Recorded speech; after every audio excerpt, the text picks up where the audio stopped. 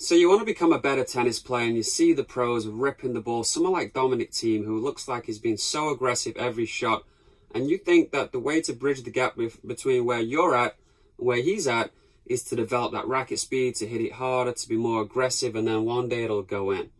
But what you're failing to understand is that Dominic Thiem is not doing that. He's playing within himself, and the reason I know that is he played Rafael Nadal at the US Open and had more winners than unforced errors. Now, you don't do that unless you're making some really good decisions based on the situations that you find yourself in and your skill set.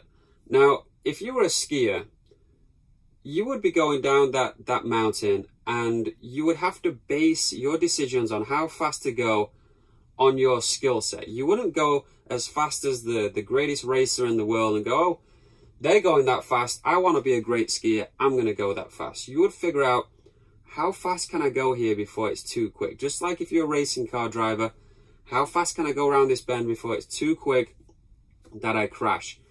That's what the greatest tennis players in the world are doing.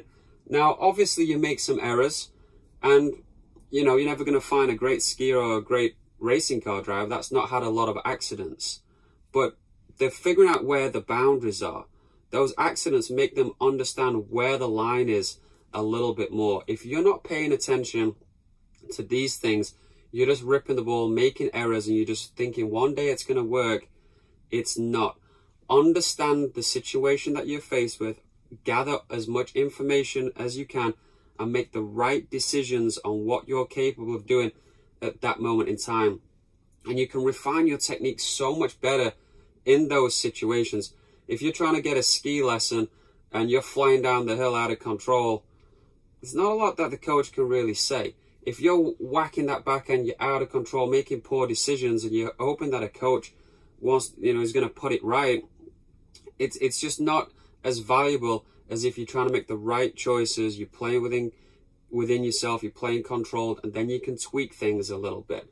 Now, even if you've not played for 4 or 5 days, I don't want to hear it. I want to see you figure out what you can do based on that information. Now, you might not play the greatest match of your life. You might not have the best performance, but that's like the ski slope being icy or the road being wet, and you're just flying around and spinning off and having accidents.